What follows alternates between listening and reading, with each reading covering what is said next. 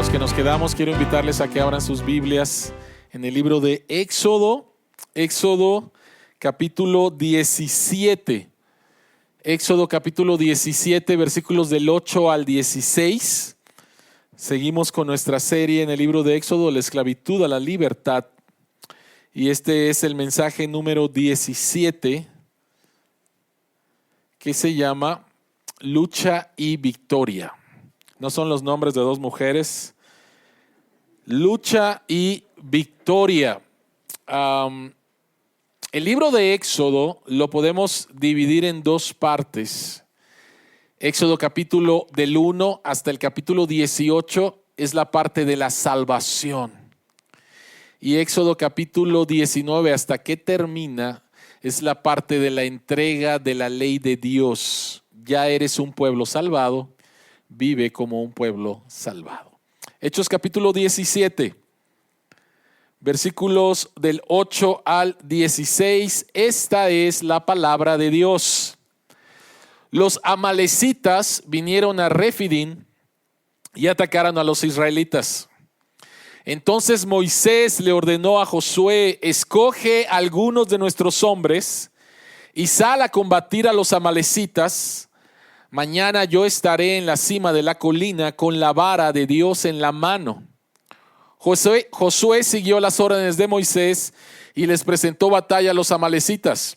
Por su parte, Moisés, Aarón y Hur subieron a la cima de la colina. Mientras Moisés mantenía los brazos en alto, la batalla se inclinaba en favor de los israelitas. Pero cuando los bajaba, se inclinaba en favor de los amalecitas. Cuando a Moisés se le cansaron los brazos, tomaron una piedra y se la pusieron debajo para que se sentara en ella. Luego Aarón y Hur le sostuvieron los brazos, uno el izquierdo y el otro el derecho, y así Moisés pudo mantenerse firme hasta la puesta del sol. Fue así como Josué derrotó al ejército amalecita a filo de espada. Entonces el Señor le dijo a Moisés: pon esto por escrito en un rollo de cuero, para que se recuerde y que lo oiga bien Josué. Yo borraré por completo bajo el cielo todo rastro de los amalecitas. Moisés dedicó un altar y lo llamó: El Señor es mi estandarte. Y exclamó: echa mano al estandarte del Señor. La guerra del Señor contra Amalec será de generación en generación. Amén. Abre nuestros ojos nuevamente, Señor, a las maravillas que hay en tu palabra, y que tu Espíritu Santo nos guíe a toda la verdad del Evangelio, podamos creer, aplicarla a nuestro corazón y ser transformados. Que tu nombre sea bendito por siempre. Amén. Amén. No sé qué recuerdos tienes si cuando eras chico tuviste la experiencia de salir con tu familia a carretera, ¿sí? Y pasar todo un día o 2 días viajando. No sé qué recuerdos tienes. Mi padre es de Chihuahua, mi madre de Acapulco. Se conocieron allá. Mi papá se fue de Chihuahua a Acapulco para trabajar con el Seguro Social como contadora. Ya se conocieron, se enamoraron, se casaron y tuvieron 7 hijos, entre los cuales aquí está un servidor. Entonces, los veranos íbamos para Chihuahua, pero no podíamos ir todos en un carro. Nuestro carro era muy pequeño. No sé si alguno puede recordar un Datsun, ¿sí? Así que 9 personas no entraban en un Datsun.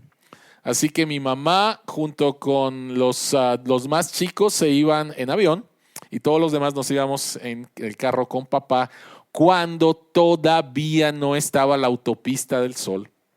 Así que un viaje de Acapulco a la Ciudad de México eran aproximadamente 6-7 horas. Y aprendiendo de estos viajes, yo ya sabía qué esperar en ese viaje. Sabía qué esperar. Esperaba pasar una noche en un hotel medio raro. Esperaba mucha plática con mis hermanos. Esperaba que cantábamos durante el camino. Esperaba tener a mi hermano aquí durmiendo a mi lado. Esperaba que posiblemente el coche se iba a averiar. Yo sabía qué esperar en un viaje de 2 días hasta Chihuahua. ¿Qué es lo que podemos esperar en nuestro viaje como pueblo de Dios a la casa de Dios? ¿Qué debemos de esperar mientras viajamos como pueblo de Dios a la casa de Dios? ¿Qué es lo que podía esperar el pueblo de Israel mientras marchaba hacia la tierra prometida? La respuesta a esto lo vamos a encontrar en este pasaje, Éxodo capítulo 18, versículos del 8 al 16. Y lo que podemos encontrar, lo que encontró el pueblo de Dios y lo que podemos encontrar nosotros, si tienes ahí, tu bosquejo, son 3 cosas. Número 1, puedes esperar luchas, puedes esperar problemas, puedes esperar dificultades en nuestro camino hacia la casa de nuestro Padre.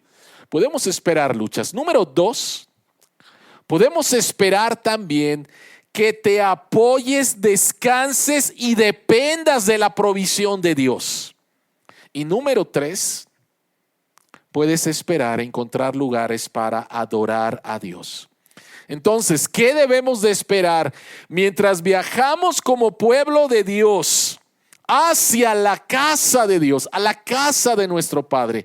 Podemos esperar luchas, podemos esperar provisión y podemos esperar adoración. Esto es lo que encontró el pueblo de Dios en su viaje hacia la tierra prometida. Así que vayamos al punto número 1 y esperar luchas. ¿Qué es lo que está pasando? ¿En dónde estamos? Recordemos, por favor, Dios ya salvó a su pueblo. Dios ya liberó a su pueblo de la esclavitud. Hechos capítulo 15, Dios abre el mar rojo, el pueblo de Dios pasa en seco y sus enemigos se ahogaron ahí. Y del otro lado, en la costa oriental del Mar Rojo, el pueblo de Dios celebra su salvación, adora a Dios como su Salvador. Pero de ahí al monte Sinaí, en el monte Sinaí, el pueblo de Dios va a recibir no tan solo los 10 mandamientos, sino va a recibir una serie de instrucciones de cómo ahora pueden vivir, deben de vivir como el pueblo de Dios. Por favor, no nos equivoquemos. Es el pueblo salvado y ahora vive como un pueblo salvado. No es vive para que seas un pueblo salvado, no. Yo ya te salvé, ahora vive. Tienes que saber quién eres para entonces vivir de acuerdo a lo que eres. Pero en este viaje de Éxodo capítulo 15 hasta el capítulo 18, el pueblo de Dios se ha enfrentado a 3 situaciones. Esta es la 4ª situación, donde Dios los está probando las primeras 2 situaciones para que aprendan a confiar en Él. Y lo que vimos es que en Mara, pidiéndole a Dios por agua, no pidiéndole, quejándose, Dios suple sus necesidades.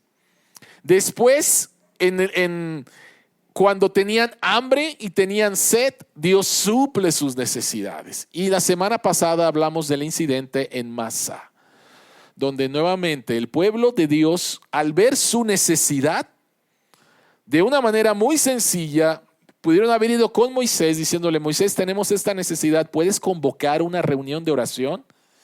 Vamos a confiar en el Dios que nos ha salvado porque sabemos que este Dios nos va a suplir nuestras necesidades. Pero no lo hicieron así. Lo que hicieron fue quejarse, lo que hicieron fue poner a prueba a Dios. Y Dios nuevamente en su gracia y en su misericordia suple sus necesidades al Él recibir la vara del juicio. La roca fue golpeada y surge agua de ahí. Cristo es la peña de Oreb, de donde todo su pueblo recibe el agua viva. Pero ahora tenemos otro incidente. Y el incidente lo acabamos de leer. El versículo 9 dice: los amalecitas vinieron a Refidín y atacaron a los israelitas. Ya no se trataba de necesidades físicas, necesidades verdaderas y que ellos respondieron mal. Ahora se trata de que alguien está haciendo guerra contra nosotros y quiere destruirnos. Este es el incidente. Los amalecitas vinieron a Refidim y atacaron a los israelitas. La pregunta es, ¿quién es Amalec? ¿Quiénes son los amalecitas? Y Amalec es uno de los descendientes de Esaú. Recuerdan, por favor, Dios le dijo a Abraham que le iba a dar una descendencia. Y a través de esa descendencia iba a venir quien iba a arreglar todas las cosas. Entonces hay una descendencia santa y hay una descendencia que no lo es. Abraham tuvo a Isaac y, ¿cómo se llama el otro hijo? ¿Perdón? Ismael. Pero Ismael no forma parte de la promesa. Isaac sí. Y después Isaac tuvo dos hijos. Uno de ellos fue Jacob y el otro es Esaú. Esaú no forma parte del pueblo de la promesa. Y el nieto, uno de los nietos de Esaú es Amalec. Y de ahí surge el pueblo de los amalecitas. Ahora, ¿cómo fue que los amalecitas atacaron al pueblo de Israel? Deuteronomio capítulo 25, versículos 17 al 18. Vean por favor lo que Moisés escribe. Recuerda lo que te hicieron los amalecitas después de que saliste de Egipto.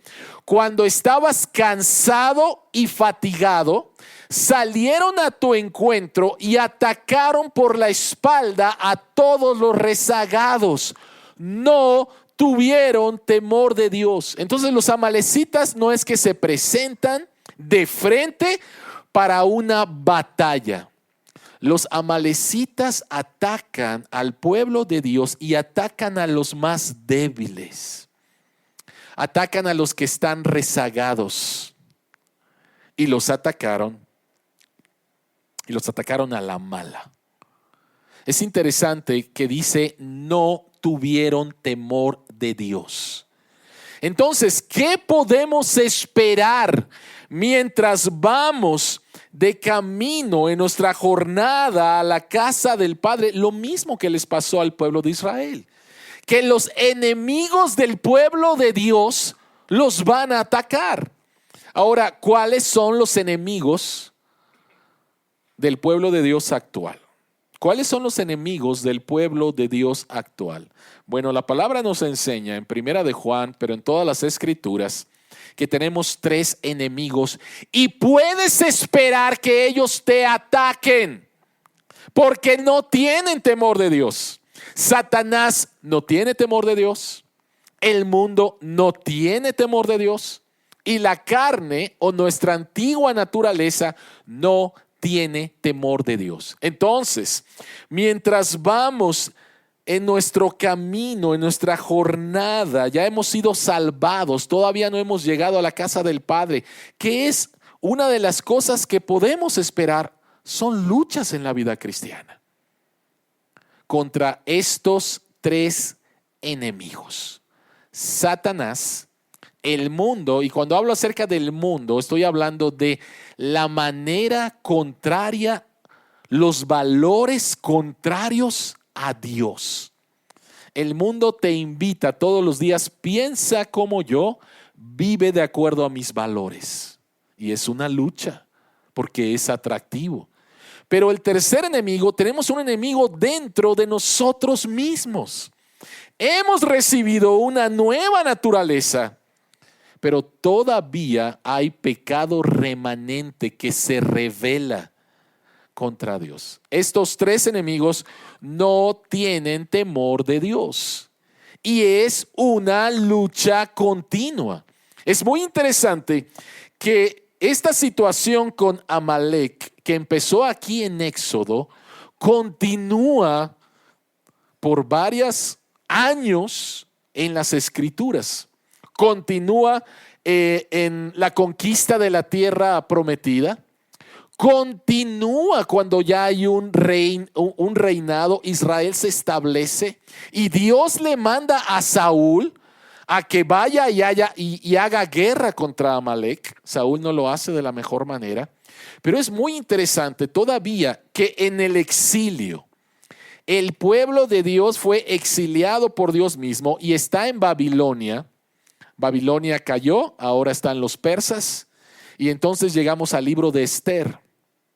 ¿Y recuerdas el nombre del enemigo de Dios?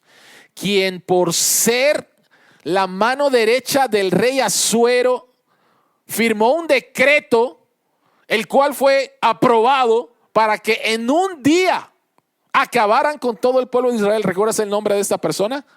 Amán. Y Amán era amalecita. Entonces, esta guerra que empezó en Éxodo entre los amalecitas y los israelitas continuó hasta llegar entonces al libro de Esther. Lo que podemos esperar en la vida cristiana es una lucha. Y Primera de Pedro capítulo 4, el versículo 12 nos dice lo siguiente: queridos hermanos, no se extrañen del fuego de la prueba que están soportando como si fuera algo insólito. Si tú estás pasando por pruebas, si tú estás pasando por luchas, si Satanás te está tentando, si el mundo te está invitando a vivir en su estilo de vida, si tu propia naturaleza caída de repente se revela y tú empiezas a decir, a ver, ¿qué es lo que me está pasando? Yo ya soy cristiano, no debería de estar sintiendo esto. ¿Quién dijo que no deberías? En algún momento Jesucristo nos prometió que ya no íbamos a tener problemas. No hemos llegado todavía a la casa de nuestro Padre. Todavía no hemos llegado a la casa de nuestro Padre. Así que podemos esperar luchas y una lucha continua. Si los israelitas pensaron, listo, ya nos libramos de los egipcios, solamente pueden venir cosas buenas, se equivocaron completamente.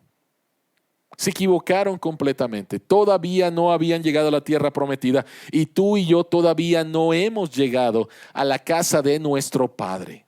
Podemos esperar eso. Por favor, no te sorprendas. Por favor, no te sorprendas de eso. Tenemos tres enemigos: Satanás, el mundo y nuestra naturaleza caída. Un autor dijo lo siguiente: la batalla en Refidim no es solo un conflicto tribal, es una imagen de la batalla que existe desde la caída y que aún continúa. Formamos parte de una guerra cósmica y Jesucristo viene para dar por concluido esa guerra. ¿Qué más podemos esperar? En esta guerra podemos esperar la provisión de Dios y somos llamados a depender de la provisión de Dios. Vean por favor el versículo 9. Entonces Moisés le ordenó a Josué: escoge a algunos de nuestros hombres y sal a combatir a los amalecitas. Mañana yo estaré en la cima de la colina con la vara de Dios en la mano. Mañana yo estaré en la cima con la vara de Dios en la mano. Pero por favor, escuchen la orden que le da Moisés a Josué. Es la primera vez que encontramos el nombre de Josué. Este Josué es el libro que está en la Biblia que se llama Josué. Entonces, esta es la primera mención. Josué nació como esclavo en Egipto. Y aquí Moisés lo pone como el capitán de el ejército de Israel y después se convierte en la mano derecha de Moisés y después Dios lo elige para ser el sucesor de Moisés y quien cumple la palabra de Dios y lleva al pueblo de Dios a la tierra prometida. Es este Josué. Pero por favor, lo que quiero que noten aquí es que te dan una orden para ir a la guerra cuando nunca has recibido entrenamiento militar.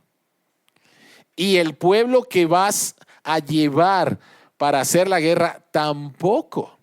Israel va a entrar en combate armado por primera vez con antiguos esclavos que no tienen entrenamiento militar profesional contra habitantes experimentados del desierto en su propio territorio. ¿Qué probabilidades de victoria le das? ¿A quién le apuestas? ¿A Israel? Que nunca ha peleado una batalla, que no tiene entrenamiento militar, que posiblemente no tienen muchas espadas, o las espadas que hicieron son espadas hechas ahí en casa. ¿sí? En el desierto, ¿sí? Búscate un cuchillo ahí, a ver, tu esposa tiene algo con el cual te puedas defender, vente, ¿sí? ¿Qué probabilidades le das? ¿Qué probabilidades le das? Ahora, quiero que piensen también en lo siguiente. ¿Cuál es la anterior batalla que libró Israel? ¿Cuál es la anterior batalla? El Mar Rojo. Los egipcios persiguiéndoles. ¿Cuál fue la instrucción de Dios? ¿Recuerdan cuál fue la instrucción de Dios? Quédate quieto y solamente ve lo que yo voy a hacer. Entonces alguien posiblemente, ok, nos atacaron los amalecitas, nos atacaron a la mala, atacaron a los más débiles, ok, vámonos a sentar todos y vamos a ver lo que Dios va a hacer contra los amalecitas, ¿no? Pero esta no es la instrucción de Dios ahora. La instrucción de Dios no es esa ahora. Ahora Dios les está diciendo, quiero que ustedes presenten batalla. Quiero que ustedes presenten batalla. Entonces es muy interesante lo que está pasando aquí. Esta es la circunstancia en la que el Señor ha colocado a su pueblo deliberadamente. Y Dios no va a hacer lo que hizo con los egipcios, donde Israel no hizo nada. Ahora los está llamando a la batalla. Dios está posicionando a su pueblo para que aprendan algo más acerca de Él y consecuentemente dependan más de Él. Cuando Dios les dice, vayan a la batalla, nos vemos en 15 días y a ver cómo les fue, Dios no les está diciendo eso. Dios les está diciendo, vayan a la batalla, pero no van a estar solos. No van a estar solos. ¿Y cómo sabemos que no van a estar solos? Por la vara. Vean el texto, por favor. Mientras Moisés mantenía los brazos en alto, la batalla se inclinaba en favor de los israelitas. Voy a regresarme al versículo 9. Dice, mañana yo estaré en la cima de la colina con la vara de Dios. ¿Ok? Y después llegamos entonces a este versículo. Entonces, mientras Moisés mantenía los brazos en alto, la batalla se inclinaba a favor de los israelitas, pero cuando los bajaba, se inclinaba a favor de los amalecitas. Cuando a Moisés se le cansaron los brazos, tomaron una piedra y se la pusieron debajo para que se sentara en ella. Luego Aarón y Hur sostuvieron los brazos, uno el izquierdo y el otro el derecho, y así Moisés pudo mantenerlos firmes. A ver, ¿qué es lo que está pasando? Está muy raro, suena como a magia, ¿no? ¿Sí? Suena muy raro esto. Está Moisés en la colina y con una mano sostiene la vara. Y nos debe de llamar la atención, la vara es el personaje central o la cosa central es la vara.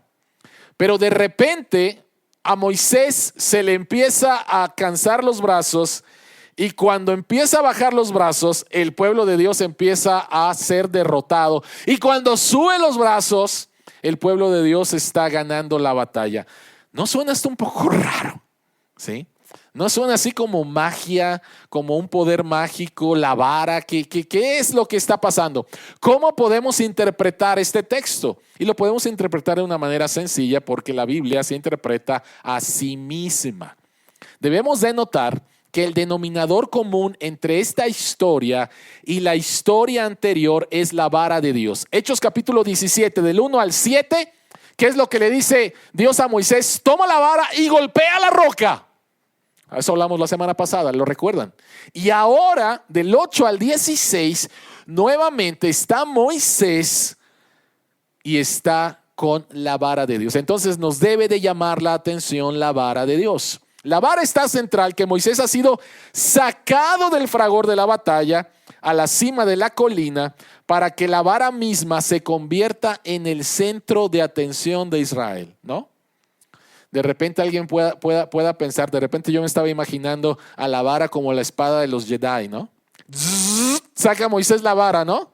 Y órale, a ver quién se va a enfrentar contra mí, ¿no? No, Moisés es sacado de la batalla, está en la cima de la colina, donde todo el pueblo lo puede ver. El pueblo está viendo al hombre de Dios sostener la vara de Dios. ¿Qué significa? La vara es el símbolo físico tanto del poder de Dios a favor de Israel como del juicio de Dios en contra de los amalecitas. Entonces, cuando Dios está diciendo, sal a la batalla, Josué, no lo está mandando simplemente como un inexperto y a ver qué sale. Sal a la batalla, pero yo estoy contigo en la batalla. El que Moisés se canse, el hombre más importante, el que Moisés se canse apunta a que Israel no era la fuente de la fortaleza y la victoria. Dios sí lo es. Su poder va a ser más importante que el de ellos. Él es de quien deben depender para la victoria. En otras palabras, el hecho de que cuando la vara está en alto, ellos están ganando, y cuando la vara está abajo, ellos estén perdiendo, apunta a que la victoria no es de ellos.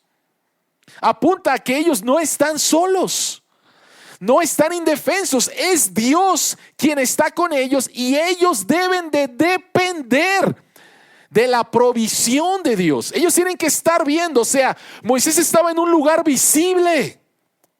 Y entonces ellos estaban viendo otra vez la vara del poder de Dios, la vara que Dios utilizó para convertir el río Nilo en sangre, la vara que Dios utilizó para abrir el mar rojo, la vara que Dios utilizó para proveerles de agua que necesitaban, la vara que Dios utilizó como una vara de juicio para los enemigos. Entonces, Dios manda a que ellos hagan lo que tienen que hacer. Dios está con ellos, dependan de la provisión de Dios. Entonces, lo que encontramos en este pasaje es muy interesante porque lo vemos en todas las escrituras. Va a haber momentos en los cuales Dios nos dice, solamente quédate quieto y descansa.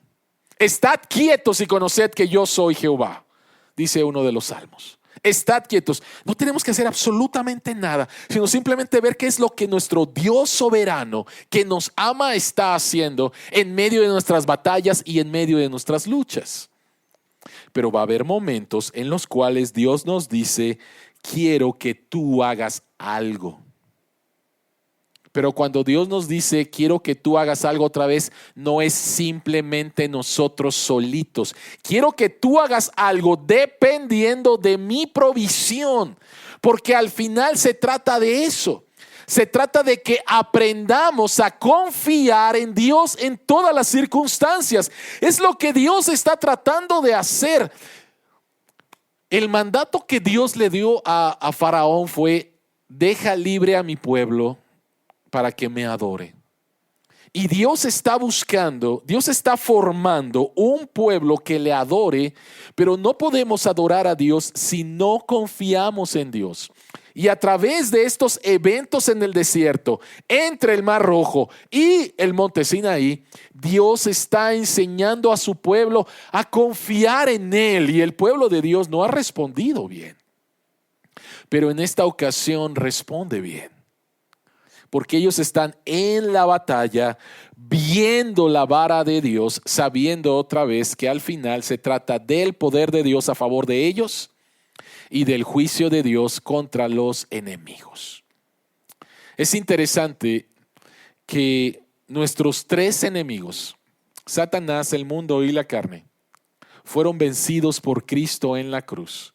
Y Pablo en el libro de Colosenses, capítulo 2, versículo 15, dice que en la cruz Jesucristo desarmó a los poderes y a las potestades, y por medio de Cristo los humilló en público al exhibirlos en su desfile triunfal. ¿De qué está hablando Pablo aquí? Pablo está tomando una imagen de su cultura, donde un general romano iba a la batalla, y cuando conquistaba, el general romano regresaba a Roma, a la capital, era recibido por el emperador y era recibido en un desfile. Al frente estaba el general que había vencido, detrás de él sus tropas y hasta el final los enemigos derrotados, humillados, exhibidos públicamente de que no tenían poder contra Roma.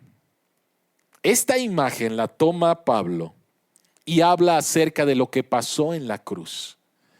Y en la cruz Jesucristo vence a Satanás.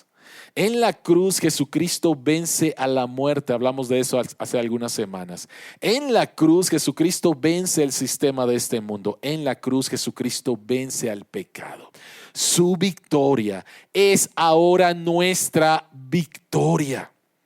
Su victoria es ahora nuestra victoria. Y cuando nos enfrentamos a Satanás, a este mundo y al pecado, no vamos simplemente con nuestros recursos. Con nuestros recursos perderíamos de una manera categórica, pero nos enfrentamos con los recursos de Dios. Escuché una historia de misiones en China. Es una historia de misiones a principios del siglo XX, antes de la Revolución China, y a través de la obra que Dios hizo por medio de un misionero que se llamó Hudson Taylor. Y la iglesia empezó a crecer de muchas formas.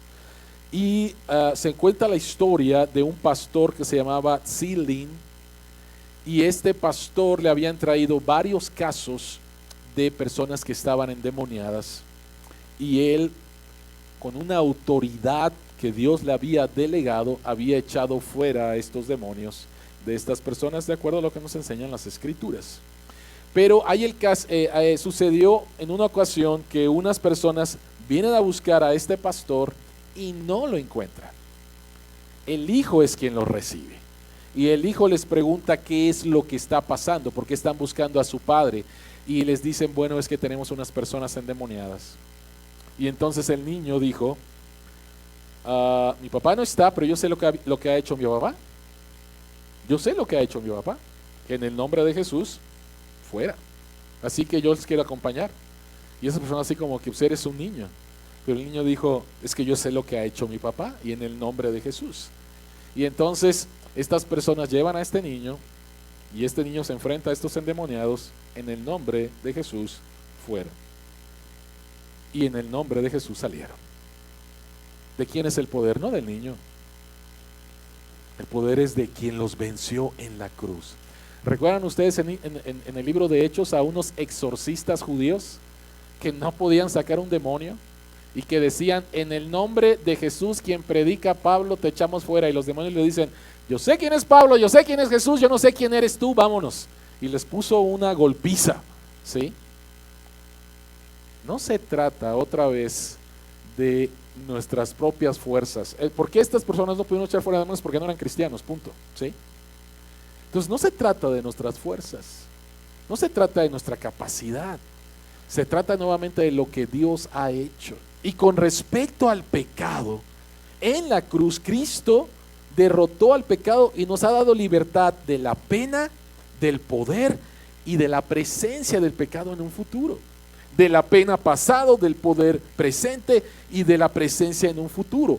En la cruz Cristo ha vencido a nuestros enemigos y nosotros somos llamados a hacerle frente dependiendo de lo que Dios ha hecho, no de lo que yo puedo hacer. Tristemente a veces pasa lo siguiente.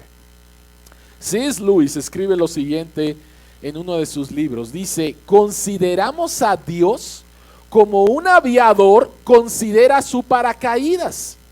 Está ahí para emergencias, pero espera no tener que usarlo nunca.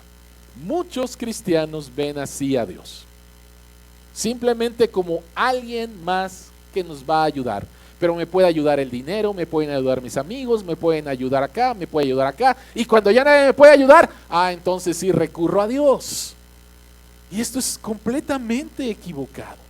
Dios nos ha salvado para sí y quiere que aprendamos a confiar en Él, a depender de Él en cada momento de nuestra vida.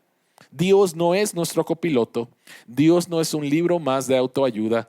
Dios es Dios.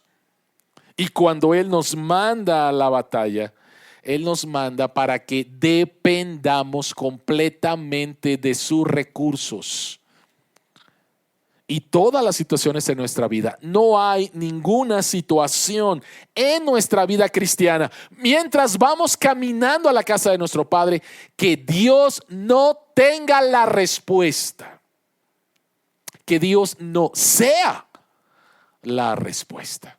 Entonces, ¿qué podemos esperar mientras vamos caminando a la casa de nuestro Padre? Podemos esperar luchas, pero podemos esperar la provisión de Dios y depender entonces de la provisión de Dios. Por último, podemos esperar alabanza, expresar nuestra alabanza a Dios. Versículo 14 dice lo siguiente: el Señor le dijo a Moisés, los amalecitas fueron derrotados. El Señor le dijo a Moisés: pon esto por escrito en un rollo de cuero para que se recuerde y que lo oiga bien Josué. Yo borraré por completo bajo el cielo todo rastro de los amalecitas. Moisés edificó un altar y lo llamó: el Señor es mi estandarte, Jehová Nisi. El Señor es mi bandera, el Señor es mi estandarte, Jehová Nisi. ¿Qué es lo que está pasando aquí? Número uno, es muy interesante que esta es la primera referencia a poner por escrito algo. Dios dice: pongan por escrito esto. Esta es la primera referencia. ¿Qué es lo que Dios dice que pongan por escrito para que lo recordemos? Dos cosas. En primer lugar, Dios quiere que recordamos su poder y su presencia. Vean por favor otra vez el versículo 14. Al final dice: y que lo oiga bien Josué, ¿no? ¿Qué creen? ¿Por qué creen que Dios dice y que lo oiga bien Josué? Josué estaba al frente de la batalla. Josué gana la batalla. ¿Qué creen que posiblemente pudiéramos encontrar de Josué? En una actitud de Josué al regresar, ¿no? Listo, chicos, lo hicimos bien, ¿no? No va por ahí. No va por ahí, ¿no? Spartans, no va por ahí, ¿no? No va por ahí, ¿ok? Y que lo oiga bien Josué. Josué, la victoria, la gloria no es para ti. No es para ti. Yo fui a través de ti y a través de todos los hombres que fueron contigo, yo fui quien derrotó a Amalek, a los amalecitas. Entonces, lo primero es que somos llamados a recordar su poder y su presencia. Pero en segundo lugar, somos llamados a recordar su justo juicio contra los amalecitas, porque alguien dice: oye, aquí como que Dios se está portando otra vez bastante mal, como lo hizo con los egipcios, ¿no? Y no se trata de eso. Vean por favor el versículo 16 y cómo lo traduce la Reina Valera. La Nueva Versión Internacional no lo traduce de la mejor forma. Y la Reina Valera lo traduce mejor. El versículo 16 dice: y dijo: por cuanto la mano de Amalek se levantó contra el trono de Jehová, Jehová tendrá guerra con Amalek de generación en generación. Y ya les platiqué más o menos en la historia bíblica lo que pasa con Josué, con Samuel, con Saúl y después en el tiempo de la reina Esther. Pero lo que quiero que noten es lo siguiente. Fue Amalek quien levantó su mano contra Dios. Y Dios dice: quien levante su mano contra mí, lo único que va a recibir es juicio. Lo único que va a recibir es un justo juicio. Entonces, lo que Dios está diciéndole aquí a Moisés: Moisés construye un altar, no es un altar de sacrificio, es un altar para recordar y adorar a Dios. Lo primero es: Dios es todopoderoso. Su presencia es con nosotros. Y en segundo lugar, podemos encontrar justo juicio de Dios contra los enemigos del pueblo de Dios, porque quienes son enemigos del pueblo de Dios son enemigos de Dios mismo. ¿Recuerdan ustedes a Pablo antes de convertirse en el camino a Damasco? Y recuerdan que tiene este encuentro con Jesús y que cae del caballo y que Jesús le dice, ¿qué palabra le dice Jesús a Pablo? Saulo, Saulo, ¿por qué ¿A quién estaba persiguiendo Pablo? A la iglesia. Pablo estaba persiguiendo a la iglesia de Dios. Pero Jesucristo se lo toma personal, porque así es. Le dice, ¿por qué me persigues? Si tú persigues al pueblo de Dios, tú estás persiguiendo a Dios. Tú estás levantando tu puño contra Dios, lo cual es una tontería. Al final lo único que vas a recibir es el justo juicio de Dios por tus pecados. La derrota de los amalecitas y la derrota que encontramos en la conquista de Canaán apunta al juicio final de Dios, donde los enemigos de Dios van a ser completamente derrotados y tú y yo vamos a ser testigos de la rodilla doblada de Satanás y de todos los enemigos de Dios diciendo, Jesucristo es el Señor. Y ellos echados a una condenación eterna. Y tú y yo, por la gracia de Jesús, a la vida eterna. Entonces, recordemos, somos llamados a recordar el poder y la presencia de Dios a favor de su pueblo y el justo juicio de Dios contra los enemigos de Dios. Tim Chester dice lo siguiente: cuando alzamos nuestras manos contra el trono del Señor, Él alza sus manos en contra de nosotros, simbolizada en esta historia por los brazos levantados de Moisés. Y Dios no baja sus manos hasta que el juicio esté completo. Ahora, ya hablamos acerca de la vara, ya hablamos acerca de esto. ¿Qué con respecto al altar y al nombre que le dio Moisés? ¿Y a dónde apunta esto? Moisés edificó un altar y lo llamó El Señor es mi estandarte. Un estandarte era hacia donde miraban los soldados en la batalla. Era el punto de encuentro, el símbolo por el que el ejército se mantenía firme. Así que mientras estaban en la batalla, estaban viendo, ¿sí?, el estandarte, la bandera, que era la vara de Dios, Dios mismo. El estandarte al que mira Israel no es sostenido por Josué en el campo de batalla, sino por Moisés en la montaña. El estandarte es Dios mismo. Y ahora Cristo es nuestro punto de encuentro, nuestro estandarte, nuestro símbolo de victoria. ¿Por qué Cristo es nuestro estandarte? A donde somos llamados a mirar, a donde somos llamados a encontrarnos. ¿Por qué Cristo? Es muy interesante que muchos años después encontramos a otro hombre con las manos levantadas en la cima de una colina. Y este es Cristo. Cristo está en la cruz. Moisés está en la cima de una colina con las manos levantadas con la vara de Dios, que simboliza su poder y su juicio. Pero en el Calvario, en el monte Calvario, encontramos a otro hombre con las manos levantadas. Y este hombre es Jesús. A través de la cruz, las manos levantadas de Jesús, el pueblo de Dios es liberado nuevamente a través del juicio de Dios. Moisés levanta sus brazos para impartir juicio contra los amalecitas, pero Jesús levantó sus brazos para recibir el juicio de Dios. Lo mismo que hablamos la semana pasada de la roca golpeada, pero aquí la imagen es diferente.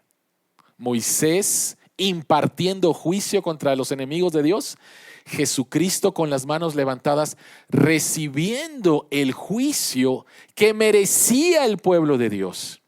Y ahora el pueblo de Dios lo que recibe es liberación, es el perdón de los pecados es una nueva identidad, es una nueva relación, es la libertad para estar con Dios y adorar a Dios. Iglesia, ¿qué es lo que podemos esperar mientras vamos caminando a la casa de nuestro Padre en luchas? No sé cuál sea tu lucha el día de hoy, pero lo único que sé es que es real para ti y para Dios también es real.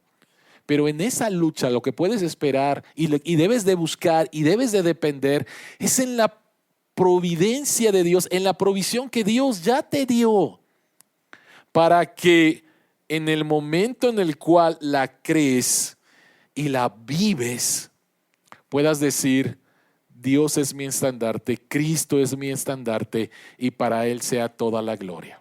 Amén. Oremos. Señor que estás en los cielos, queremos alabar y bendecir tu precioso nombre. Todavía no hemos llegado a tu casa, Señor, y el camino es largo y el camino a veces se hace difícil, se presentan luchas. Pero gracias, Señor, que tú has vencido a Satanás, tú has vencido al mundo y tú has vencido a nuestro pecado. Te pedimos, Padre, que nos ayudes a vivir en esa victoria, que nos ayudes a depender, Señor, de tu provisión, para entonces también levantar nuestra bandera, decir Jehová Nisi, decir Cristo es nuestro estandarte, a quien miramos y a quien glorificamos. En el nombre de Jesús. Amén.